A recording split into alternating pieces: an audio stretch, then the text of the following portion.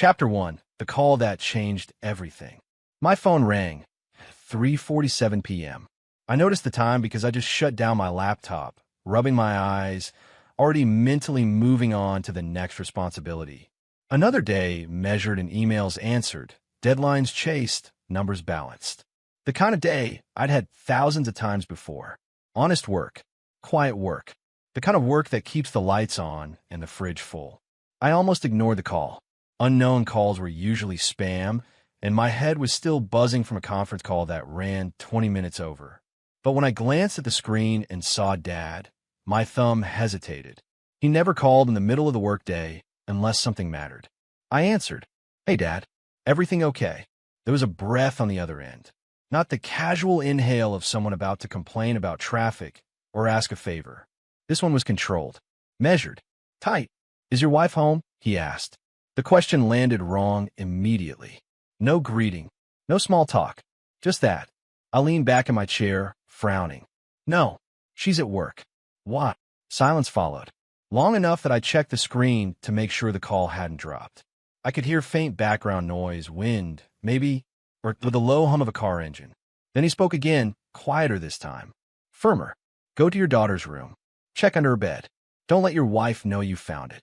I straightened so fast my chair legs scraped against the floor. "What?" I said. "Dad, what are you talking about?" "Just do it," he replied. "Call me back. And whatever you do, don't contact your wife." My mouth opened, ready to argue, but the line went dead. I stared at the phone. For a moment, I actually laughed, one sharp breath that escaped before I could stop it. It was absurd. My father had always been direct, sure, but never cryptic, never dramatic. He was the kind of man who believed problems should be stated plainly and handled immediately. This sounded like something out of a bad movie. I set the phone down on my desk, palms flat against the wood, and shook my head. "You're overthinking it," I told myself. "He's probably confused, or stressed, or what?" I pushed the chair back and stood, pacing the small home office. The house was quiet in that familiar mid-afternoon way. No television, no music, just the distant hum of the refrigerator and the soft ticking of the clock above the hallway. The sound of a normal life continuing uninterrupted. My life. I'd built it carefully, brick by brick. Early mornings, late nights, missed weekends. I worked because that's what men did, what I'd been taught to do. Provide, protect, keep things steady. My wife used to joke that I was predictable, that she always knew where I'd be and what I'd be doing. I took pride in that. Predictability meant reliability. Reliability meant safety. I walked to the kitchen and poured myself a glass of water, noticing my hand wasn't shaking yet. I drank it too fast, set the glass down harder than necessary. Why would my father ask about my wife's whereabouts? Why my daughter's room? And why the secrecy? I pulled my phone back out and hovered over the call log. One tap, and I could call him back, demand an explanation. Clear this up. Restore order. Instead, his words echoed again, sharper now that the house was silent. "Don't contact your wife." That part bothered me most. My wife and I shared everything, or at least I thought we did. Schedules, passwords, weekend plans. The idea that I shouldn't talk to her felt wrong, almost insulting, like an accusation without evidence. I walked down the hallway, slowly, my steps measured, as if moving too fast might break something fragile. Framed photos lined the walls, vacations, birthdays, school plays. Smiling faces, arms around shoulders, proof of a life that made sense. I paused outside my daughter's room. The door was half open, just like she always left it. She hated closed doors, so they made her feel boxed in. I pushed it open the rest of the way and stood there for a second, taking it in. Nothing looked out of place. Her bed was neatly made, stuffed animals lined up against the pillows. A half-finished art project sat on her desk, colored pencils scattered beside it. The faint smell of lavender, her favorite, hung in the air. It was a child's room. Safe. Innocent. I exhaled slowly, feeling foolish. This is nothing, I thought. Absolutely nothing. I turned away, ready to leave, when my phone buzzed in my hand. A text from my wife. "Running a little late. Might grab dinner on the way home. Love you." I stared at the message longer than necessary. "Love you," I murmured aloud, the words automatic, even though she couldn't hear them. Late nights weren't unusual. Her job had been demanding lately. New projects, new faces, new energy she seemed to bring home with her. I chalked it up to motivation. Growth. Change. Still, my thumb hovered over the keyboard. Dad called. Said something weird. Everything okay? I deleted the text before sending it. I didn't know why. I just knew my father had been very clear. I slipped the phone into my pocket and stepped fully into the room. The floor creaked softly beneath my weight. I crouched down, knees protesting, and rested one hand on the carpet. This was ridiculous. A misunderstanding. An old man overreacting to something harmless. Yet my chest felt tight, like I'd climbed too many stairs too fast. I stayed there for a moment, breathing, listening to the quiet house, try to convince myself that nothing in my life was about to change. This doesn't make sense, but why does my chest feel tight? Chapter 2. The house that suddenly felt wrong. The hallway felt longer than it ever had before. I stepped out of my daughter's room and stood there, unsure of where to put my feet, like the floor might tilt if I moved too fast. The house was quiet in a way that pressed against my ears, not peaceful, not calm, just empty. I could hear the refrigerator cycling on and off, the faint tick of the clock, the hum of the air conditioning pushing air through vents I'd cleaned myself last spring. This was my house.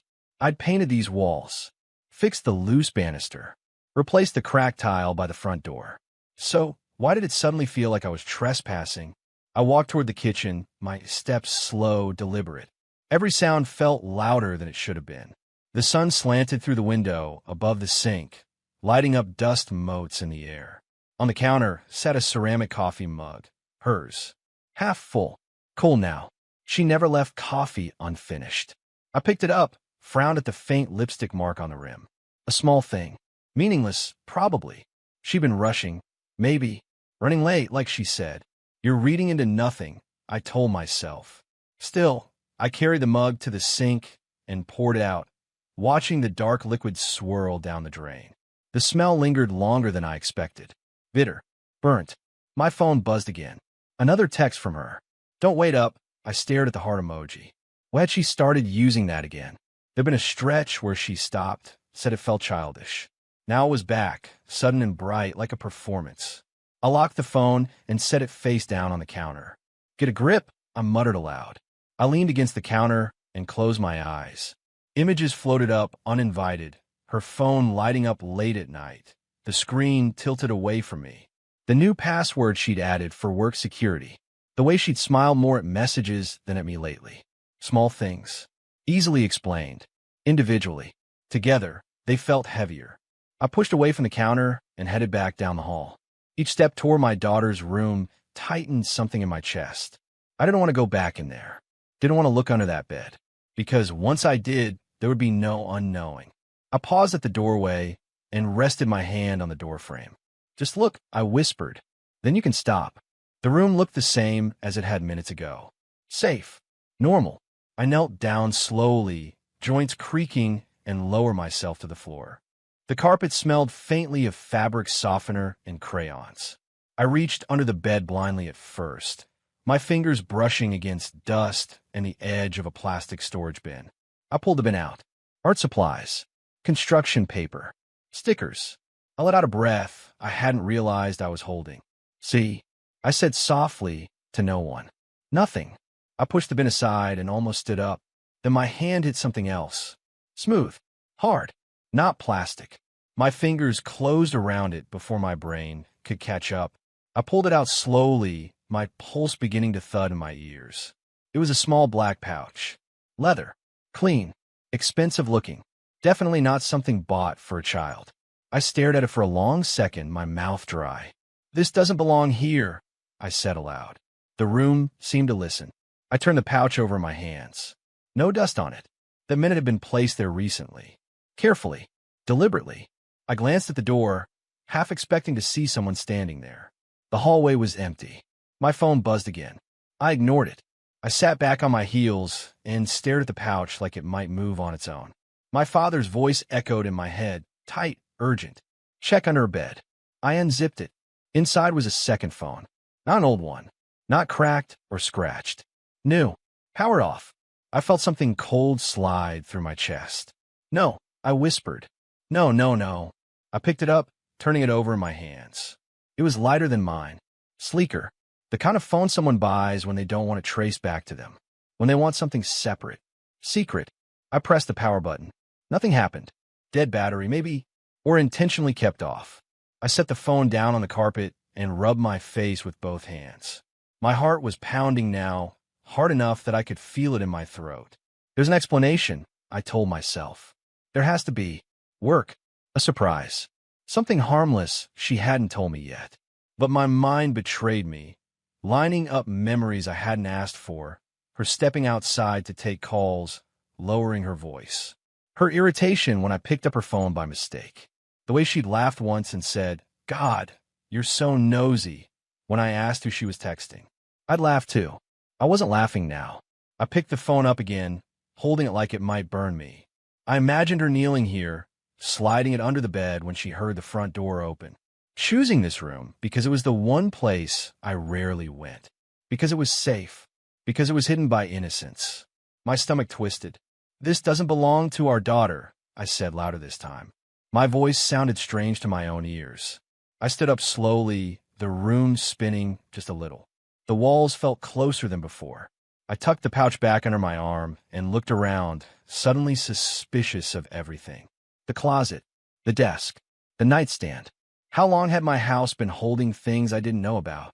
I checked my watch. Still hours before my wife would be home. Too much time, and not enough. I slipped the pouch back under the bed, exactly where I'd found it, pushing it into the shadow. My hands were steady now, but my chest felt hollow. I stood there for a long moment, listening to the house breathe, torn between relief and terror. Because now I knew something was wrong, and knowing meant I couldn't pretend anymore. Chapter 3, Proof You Can't Unsee. I waited 5 full minutes before pulling the pouch out again. 5 minutes of standing in the hallway, staring at the wall like it might explain things if I stared hard enough. 5 minutes of telling myself to put it back, forget it, go finish some work, pretend this day was still ordinary. My heart kept hammering anyway, impatient, like it already knew the truth and was tired of waiting for me to catch up. "Just look," I whispered. "Then you'll know." My hands shook as I knelt beside the bed again. I slid the pouch out and sat cross-legged on the carpet, like a child about to open a present. The comparison made me sick. I unzipped it fully this time. The phone slid out easily. Underneath it, folded neatly, were printed photos. Not many, just enough. I stared at the top one, my vision narrowing until the rest of the room blurred. It took my brain a second to register what I was seeing. A hotel room, white sheets, a familiar hand resting on a stranger's chest. Her hand. I knew it by the small scar near her thumb, the one she got years ago cutting vegetables too fast. I kissed that scar more times than I could count. "No," I said, shaking my head. "No, no, no." I flipped to the next photo with trembling fingers. Another angle. Another moment. Her face this time, relaxed, open, smiling in a way I hadn't seen directed at me in months. Not tired. Not distracted. Alive. Something inside me collapsed quietly, like a support beam snapping in a house that hadn't realized it was already burning. I dropped the photos and pressed my palms into my eyes, breathing hard. The room felt too bright, too sharp. Every color screamed at me. This wasn't suspicion anymore. This wasn't paranoia or insecurity. This was proof. My hands fell to my sides, numb. My thoughts scattered, then slammed back together, replaying scenes I'd dismissed over the past year like a cruel highlight reel. Her coming home later and later, tossing her keys louder than necessary. Her irritation when I asked how her day was. The way she'd changed her tone with me, shorter, sharper, like patience had become optional. And the confidence. God, the confidence. She'd started wearing it like armor. Walking into rooms with her shoulders back, chin high. Laughing at jokes she didn't used to find funny. Correcting me in front of people. Looking at me, sometimes like I was behind her. Like she'd outgrown me. I thought it was self-discovery. Empowerment. A phase. I picked up the phone again and powered it on. This time, the screen lit up. No lock screen photo. No notifications previewed. Just a passcode prompt. Of course. I tried her birthday. Nothing. Our anniversary. Nothing. Our daughter's birthday. Locked. My chest tightened painfully. She'd built a whole world that didn't include us. A world with its own rules, its own access codes. A world I wasn't invited into. You planned this, I whispered. Didn't you? I imagined her choosing this phone, choosing secrecy, choosing to hide it under our daughter's bed because she knew I'd never look there. The cruelty of that choice sank in deeper than the affair itself. My phone buzzed in my pocket. Dad. I stared at the name, my vision blurring. For a split second, I considered not answering, protecting myself from whatever he was about to say. But I already knew. I just needed to hear it. Dad, I said, my voice hoarse. There was no pretense this time. No hesitation. You found it, he said. It wasn't a question. Yes, I replied. The word felt heavy. Final. He exhaled slowly. I'm sorry, son. The way he said it, steady, controlled, told me this wasn't new information for him. You knew, I said. You knew before today. Yes. The word hit harder than I expected. How long? I asked. Long enough, he replied. Longer than I wanted. I swallowed. Why didn't you tell me? Because I didn't have proof, he said. And because I was hoping, stupidly, that I was wrong. I laughed then. A short, broken sound. Turns out I was the stupid one. No, he said sharply. You were loyal. That made my throat burn. Who is he? I asked. There was a pause. Not a long one. Just enough to tell me he'd been dreading this part. You know him, my father said. The room tilted. No, I said immediately. No, that's not. He works near her office, Dad continued. You've met him once. Maybe twice. My mind scrambled, flipping through faces. Handshakes. Polite smiles. Men, I nodded it without thinking. One face settled in my thoughts, unwelcome and smug. The guy who clapped me on the shoulder at that work event and said, Man, you're lucky. Your wife's incredible. The way he'd said it, too familiar, too confident. My jaw tightened. She talked about you, my father added quietly, about how you were always working, always tired, always predictable. Each word landed like a slap. She said that. Yes. I closed my eyes. Predictable. Reliable. The traits I'd worn like a badge had become ammunition against me. Did they? I stopped myself. I didn't need details. The photos had already burned enough into my brain. Yes, my father said anyway. They did. I sat there in silence, phone pressed to my ear, staring at the photos scattered on the carpet like evidence at a crime scene. I gave her everything, I just said finally. My voice sounded far away, like it belonged to someone else. And this is who she became? I'm sorry, son, my father repeated. I ended the call and sat there until the light shifted outside the window and the room grew dimmer. I gathered the photos with care, my movements slow and deliberate. Proof you couldn't unsee. Truth you couldn't put back under the bed once it was out. Chapter 4, looking back at the man I was. I didn't put the photos back under the bed right away. I carried them with me to the living room and sat on the edge of the couch, elbows on my knees, staring at the floor as if the wood grain might rearrange itself into something that made sense. The house felt different now, not hostile, not loud, just indifferent, like it had already accepted what I was still fighting. I thought about the man I used to be, not the kid fresh out of college with big plans and no sleep schedule, not the newlywed who thought love alone could solve anything. I meant the man I became in the middle years, the one who showed up every day, whether he felt like it or not. The man who learned to swallow exhaustion and call it responsibility. I used to leave the house before the sun came up. Coffee in a travel mug, tie crooked until I fixed it at the first red light. I remember kissing her forehead while she slept, whispering, "Love you," even when she didn't stir. I told myself it counted anyway. I worked late. I took on extra projects. I said no to drinks after work because I wanted to get home, even if home mostly meant collapsing on the couch while she scrolled through her phone beside me. I missed trips, missed birthdays with friends, missed chances to be something more exciting than dependable. I told myself that was the trade. I'm doing this for us, I'd say when she complained about my hours. And she'd smile, tilt her head, and reply, I know. I appreciate it. I believed her. I stood up and walked to the bookshelf, my fingers brushing spines I hadn't touched in years. Photo albums sat on the bottom shelf. I pulled one out and flipped it open, the plastic pages sticking together slightly. There we were, us at the beach, sunburned and laughing. Us holding our daughter for the first time, both of us terrified and proud. Me standing behind her at some work event, hand resting lightly on her waist. She'd leaned into me then, like it was instinct. When did she stop leaning? I remember the first time I felt it, that subtle shift I couldn't name at the time. We were at dinner, just the two of us. I've been talking about a problem at work, something I was trying to solve. Halfway through my sentence, I realized she wasn't listening. Her eyes were on her phone, her smile faint, distracted. "Did you hear what I said?" I'd asked, trying to sound casual. She'd looked up, annoyed. "You always talk about work." I'd apologized, changed the subject. Let go. I let a lot of things go. I walked into the kitchen and leaned against the counter, staring at the spot where her mug had been earlier. I remembered how she used to wait up for me, how we used to sit at this very counter late at night, sharing leftovers, talking about nothing. Somewhere along the way, her nights filled up with other things, other people. Temptation didn't crash into her life all at once. I could see that now.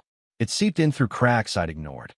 Compliments she wasn't getting from me because I assumed she already knew how I felt.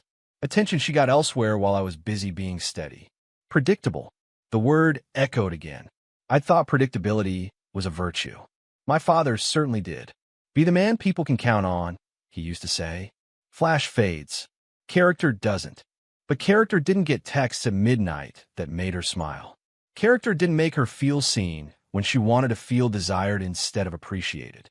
I sat down at the table and rubbed my hands together slowly, like I was warming them over an invisible fire. I replayed arguments we'd had over the past year, ones that felt small at the time.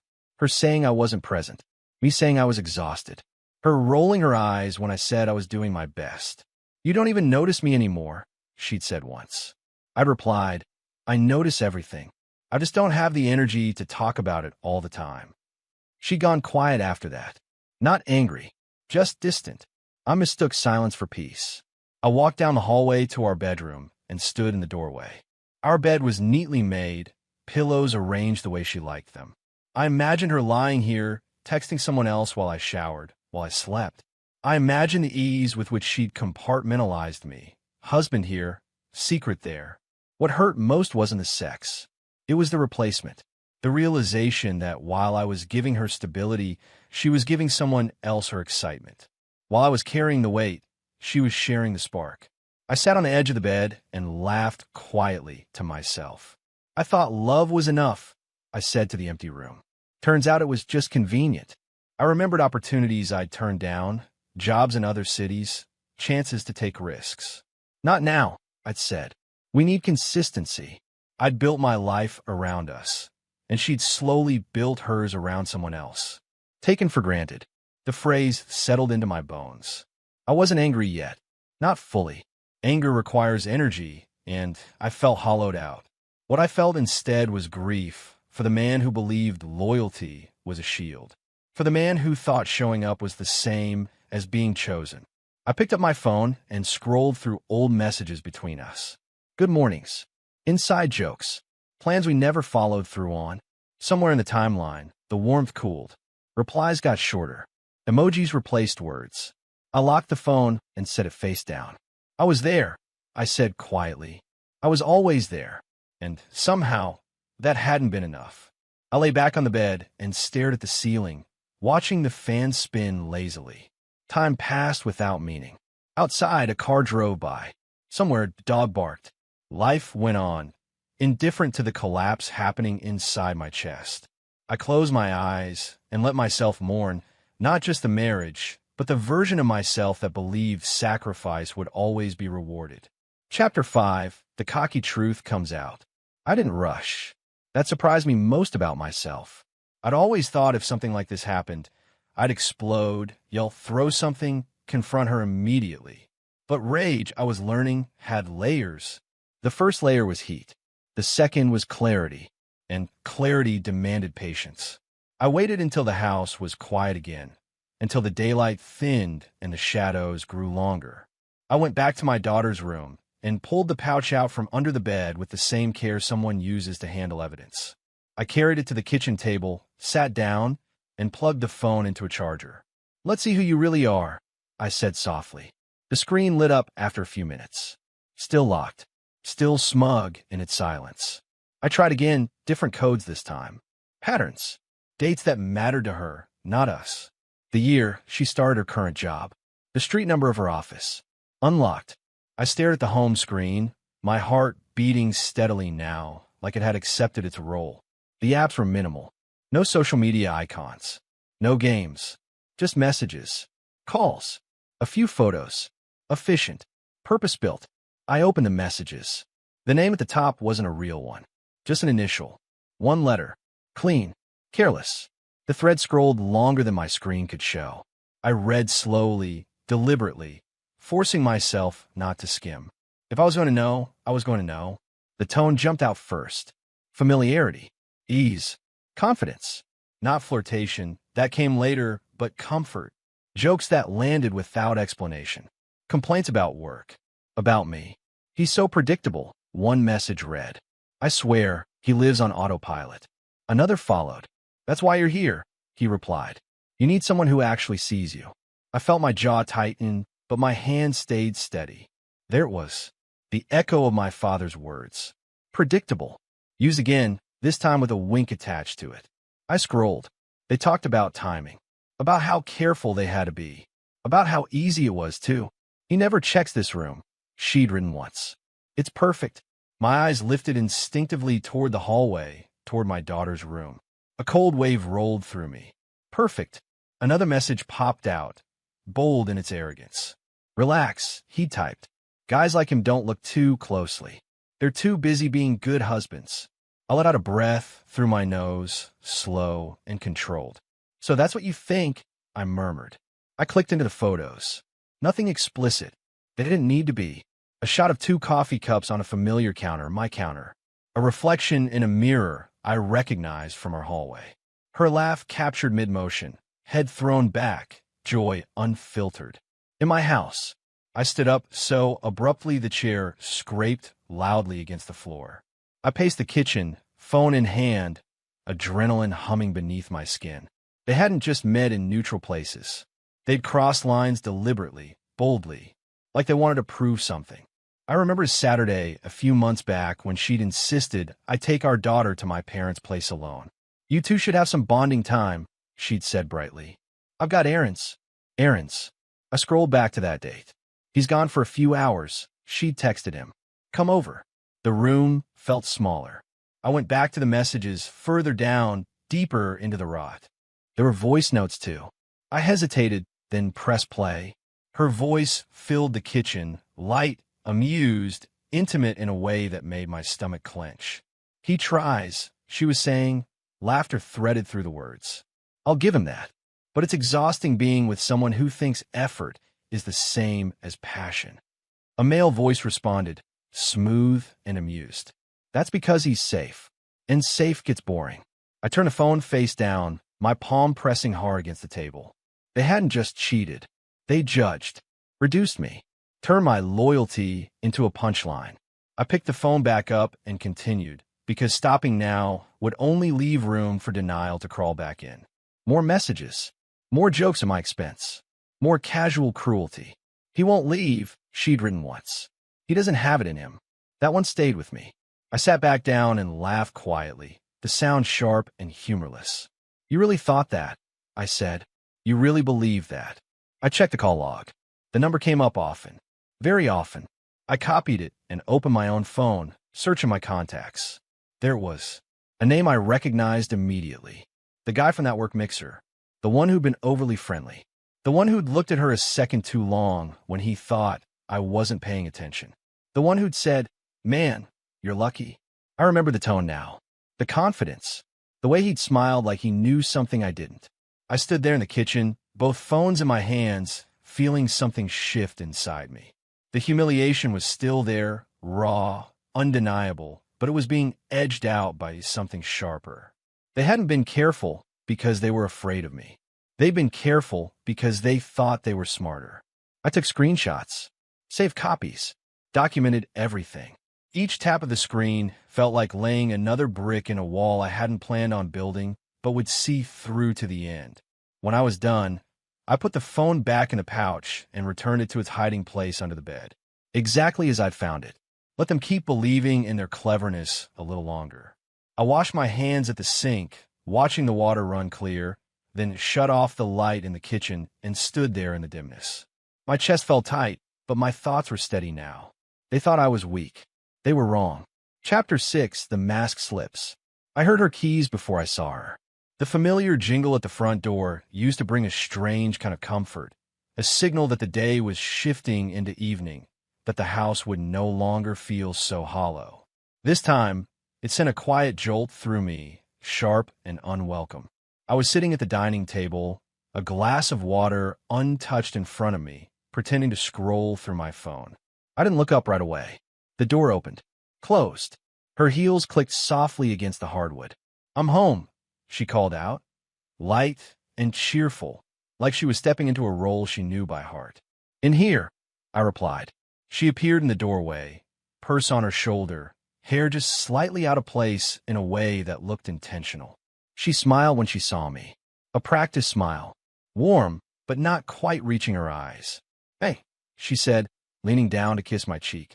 Her lips brushed my skin. Quick, careful.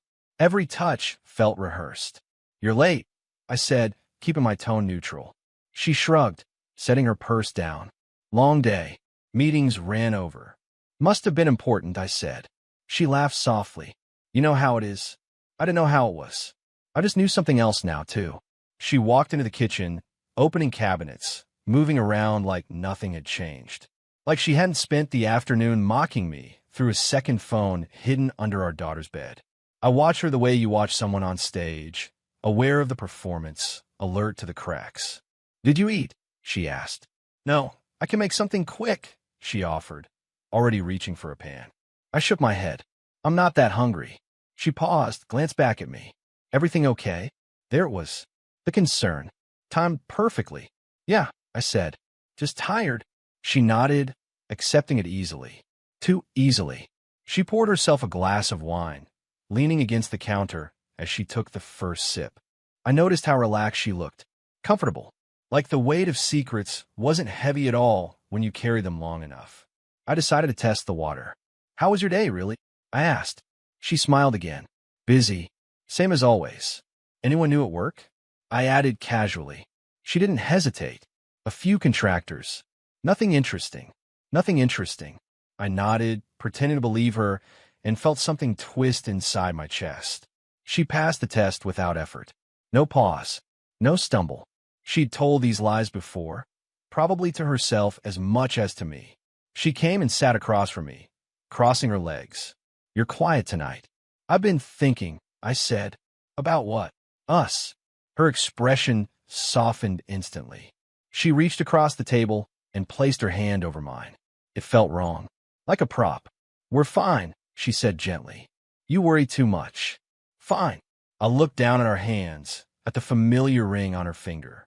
I wondered if she ever twisted it off before touching him. If she ever forgot to put it back on. "Do you still like working late?" I asked. She frowned slightly. "What kind of question is that?" "Just curious," I said. "You used to complain about it." She laughed. "People change." That was true. People did change. Sometimes so slowly you didn't notice until they were unrecognizable. She stood up and walked over to me, sliding onto my lap like she'd done 1,000 times before.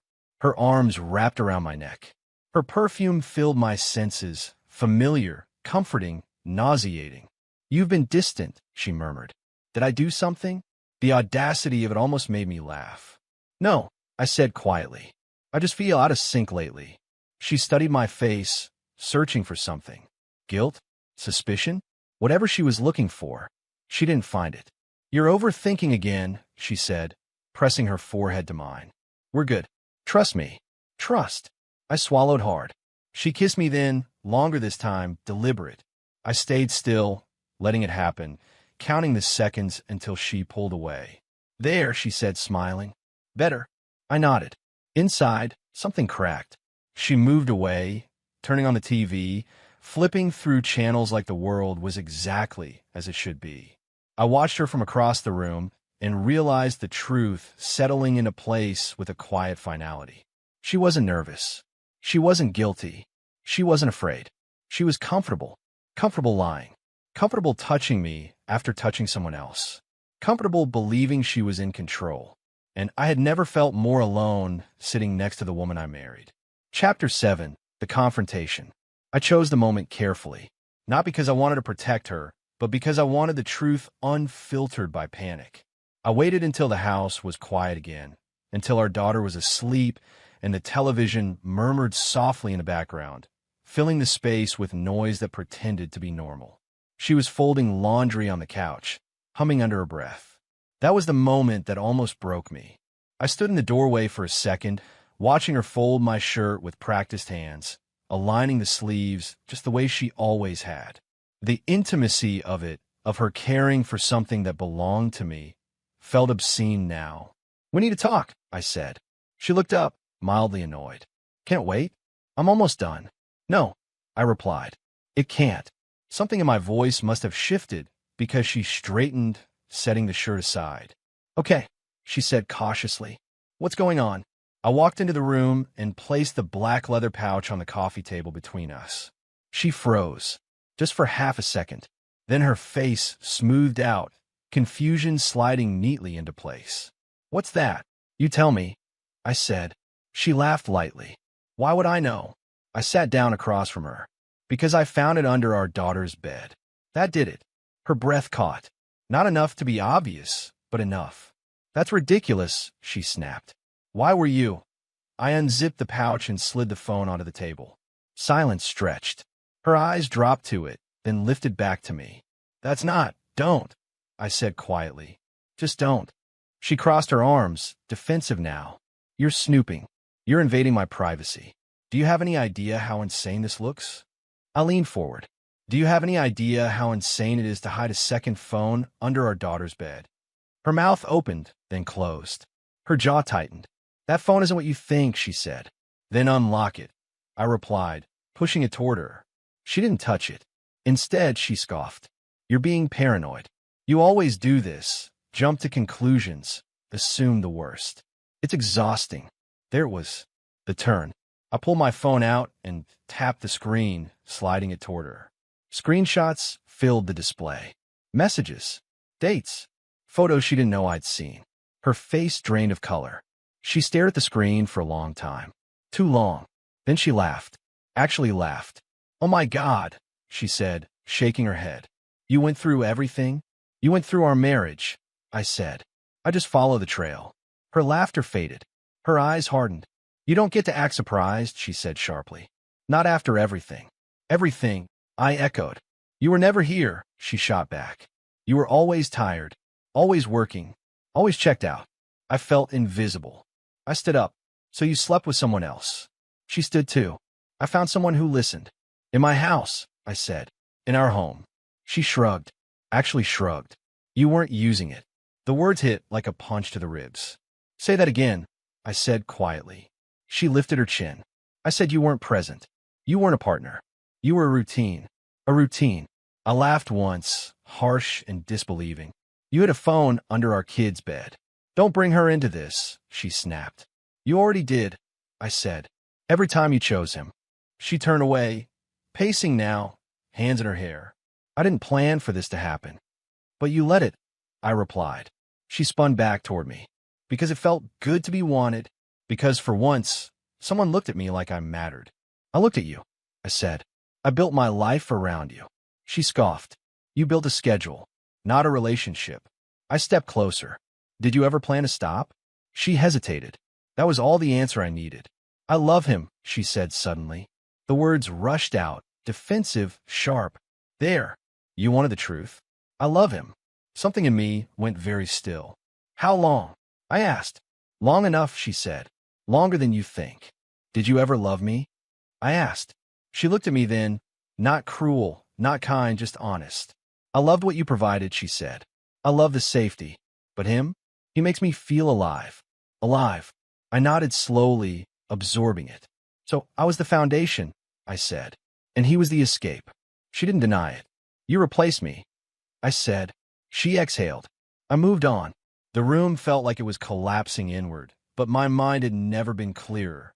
You didn't just cheat, I said. You rewrote our marriage while I was still living in it. She folded her arms again, posture casual now, almost relieved. I wasn't happy, she said, and I deserve happiness. I stared at her, the woman I defended, trusted, chosen every day, and finally saw her without the mask. You deserve honesty, I said, and you couldn't even give me that. She didn't answer. I picked up the pouch, zipped it closed, and held it in my hand like something dead. We're done, I said. Her eyes narrowed. You don't get to decide that alone. I looked at her, calm and unflinching. I already did. She laughed again, but this time there was no humor in it. You'll never leave, she said. You don't have it in you. I met her gaze and said nothing, because I finally understood something she never would. She hadn't just betrayed me. She'd freed me. Chapter 8. Choosing dignity over destruction. I didn't sleep that night. Not because my mind was racing, but because it had finally gone still. The kind of stillness that comes after a decision has been made. I lay on my back, staring at the ceiling fan as it cut slow circles through the dark, listening to the house settle around me. Somewhere down the hall, my daughter breathed softly in her sleep. That sound anchored me. Whatever happened next, she came first. Not my anger, not my pride, not the urge to burn everything down just to feel warm again. I got out of bed quietly and went to the kitchen. I poured a glass of water and drank it slowly, like I was practicing restraint. My hands were steady. My reflection in the window looked older than it had a week ago, but clearer. Don't be stupid, I said to myself. Be precise. I sat at the table and opened my laptop. The first thing I did was organize everything. Screenshots sorted by date. Messages labeled. Photos time-stamped. Call logs exported. I wrote notes in plain language, no emotion attached. Just facts. Times. Places. Patterns. This wasn't revenge. This was documentation. When the sun came up, I made breakfast like I always did. Pancakes. Fruit cut small. My daughter wandered in, rubbing her eyes. Morning, Dad, she said. Morning, kiddo. I replied, smiling because she deserved that much. Hungry. She nodded, climbing into her chair. My wife didn't come into the kitchen. She'd slept in the guest room. The distance felt appropriate now, physical proof of a line already crossed. I packed my daughter's lunch, double-checking everything like I always had. When I drove her to school, I kept my voice light, asked about her day, reminded her I'd be there after work. When she closed the car door and waved, I waited until she was inside before exhaling. Then I got to work. I called my father first. I'm handling it, I said. I figured you would, he replied. You okay? I will be. A pause. Then, that's my boy. I contacted a lawyer next. Not dramatic. Not angry. Professional. I laid out the situation calmly. Evidence. Child involved. Need to proceed cleanly. You're doing the right thing by not escalating, she told me. This kind of restraint protects you. Protects my daughter, I thought. I hung up and made another call, this one to the HR department at her company. I didn't accuse. I didn't rant. I asked about their policies regarding undisclosed relationships and conflicts of interest. Why do you ask? The woman said. Because I have documentation, I replied evenly, and I want to make sure I submit it appropriately. There was a shift in her tone then. Cautious. Attentive. I didn't send anything yet. Timing mattered. That afternoon, my wife finally approached me. She stood in the doorway of the office, arms crossed, eyes sharp. So what now? She asked. You going to play the silent martyr? No, I said without looking up. I'm going to play the adult. She scoffed. You think this makes you look strong? I met her gaze then. Calm. Unmoved. I don't care how it looks. I care how it ends. She hesitated. Just a flicker. And she masked it. You can't destroy my life just because you're hurt, she said. I'm not destroying anything, I replied. I'm letting the truth do what it does. That night, I sent the first email. Not to everyone, just to the right person. Attach files. Clear subject line. No commentary. The response came faster than I expected. The next day, his confidence cracked. I didn't see it firsthand, but I heard about it. Through a mutual acquaintance who called me. Voice low. Man, I don't know what you did, he said, but that guy? He's spiraling. Pulled into meetings. Pulled off projects. Acting like he's waiting for the floor to drop out. I said nothing. Later that evening, my wife came home pale, eyes darting. Did you contact my work? She demanded. I contacted the truth. I said. You had no right. I had every right. I interrupted.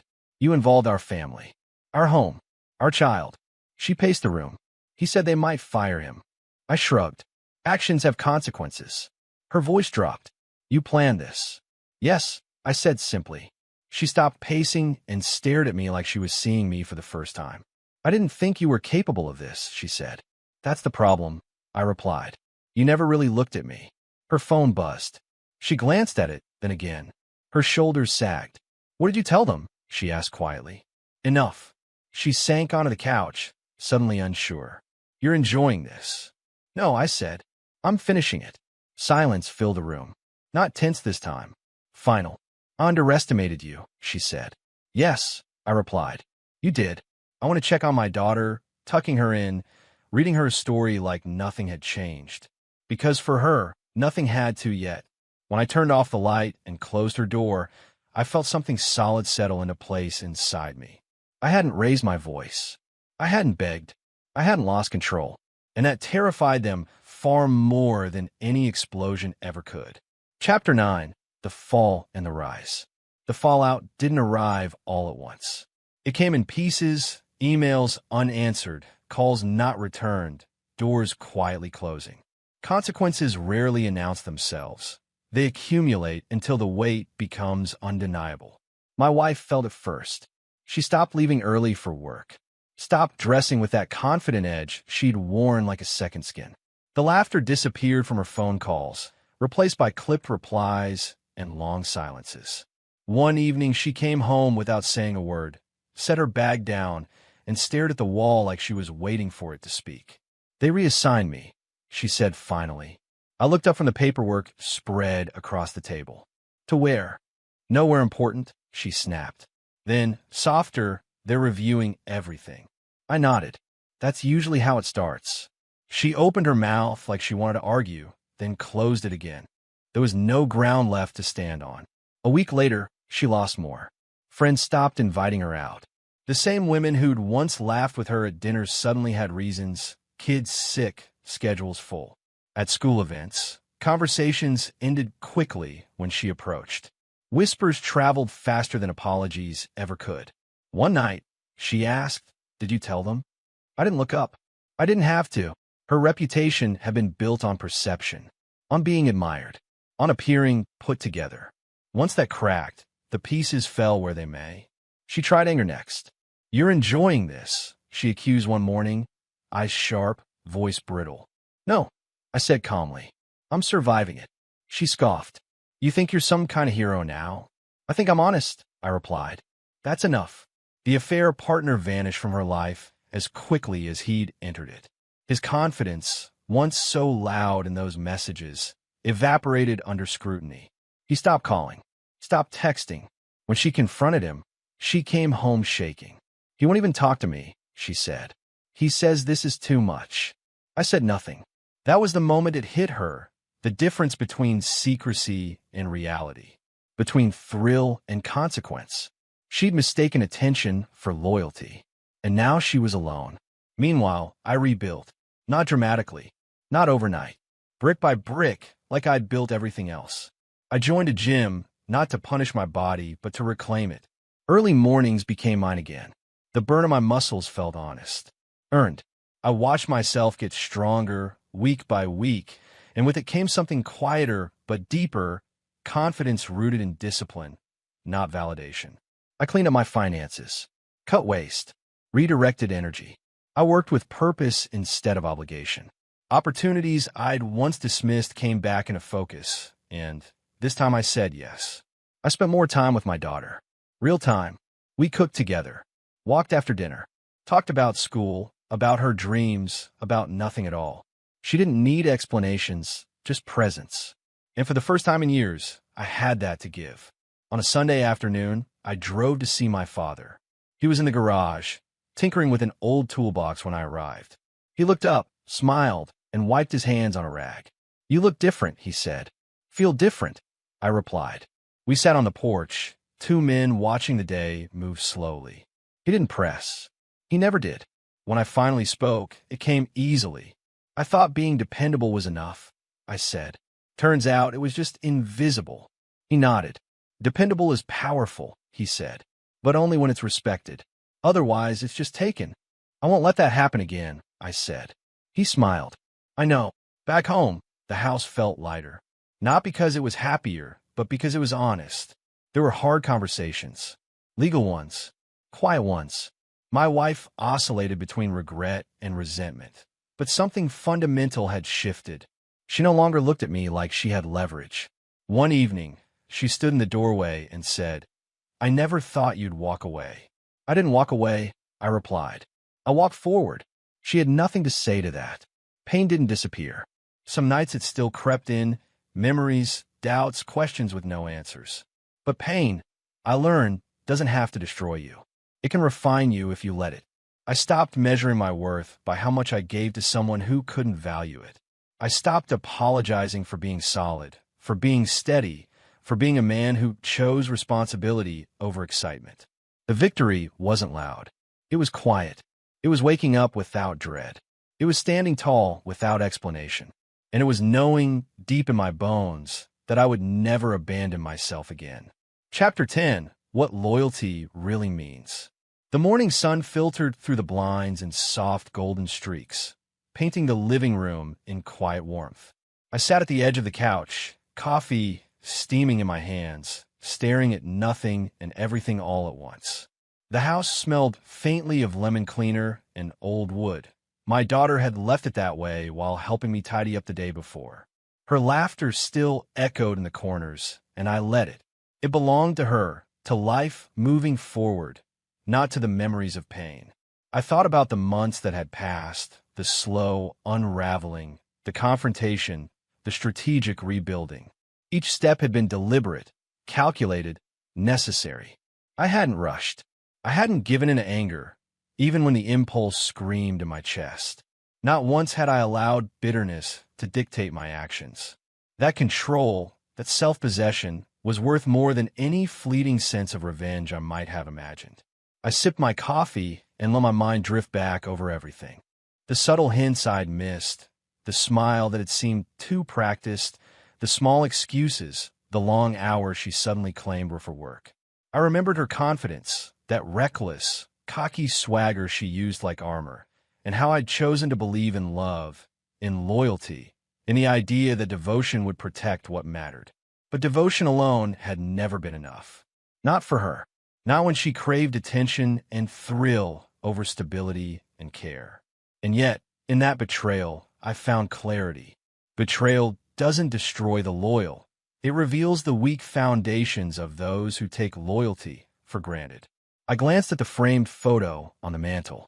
My daughter on her first day of school, smiling at the camera, backpack too big for her shoulders.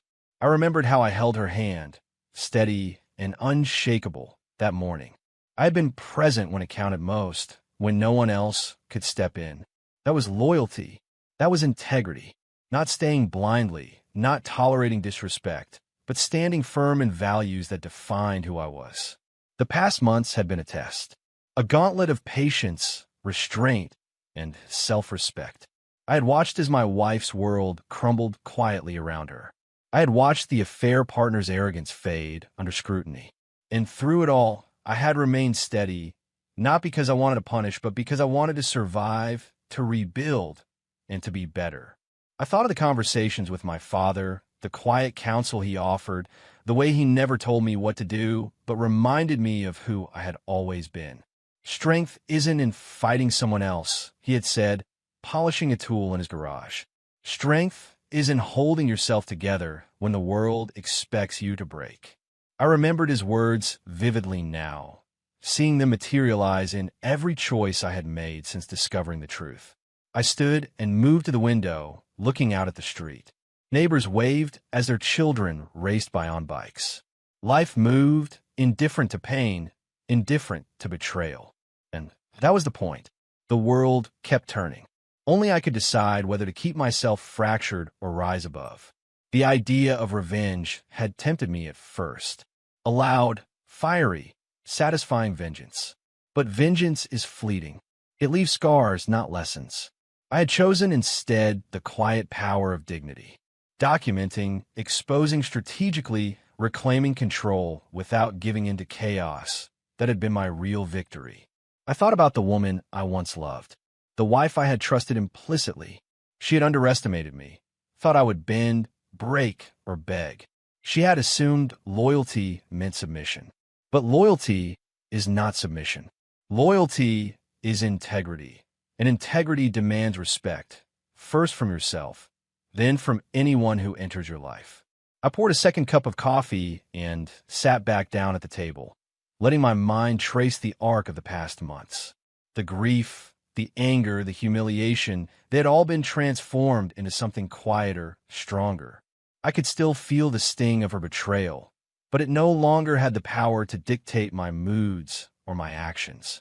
Pain had taught me to sharpen my boundaries, to understand my worth, to honor myself. I remembered her last attempt to manipulate me, the casual arrogance, the way she thought she could sway me with charm or feigned remorse. It had failed because I had changed. I had learned that respect could not be demanded, it must be earned. And she had abandoned hers the moment she chose another. My daughter bounded into the room, yanking at my sleeve. "Dad, let's go ride our bikes," she said, bright and insistent. I smiled and set my coffee down. "All right," I said, feeling the warmth of purpose again. "Let's ride." Outside, the air was crisp and invigorating. The wind caught my hair as we pedaled down the street, laughter mixing with the hum of tires on asphalt. My chest felt light, steady. The world was alive around me, vibrant and unrelenting. And I was present, not for anyone else's approval, not for any illusion of perfection, but because I had earned the right to live fully, honestly, and without compromise. I thought about loyalty one last time as I watched my daughter wheel ahead, her laughter bright in the sunlight. Loyalty isn't staying when it harms you. Loyalty isn't blind devotion. Loyalty is choosing to uphold what is right, to honor integrity, and to protect those who depend on you. I breathed in, letting the wind clear the residue of bitterness and grief from my mind. I had been tested. I had been hurt. But I had survived. I had risen. And now, looking down the street at the life I was actively building, I understood it fully. I understood what mattered, what endured, and what could never be taken from me. She thought betrayal would make her feel alive. Losing her taught me something better. Self-respect always outlives desire.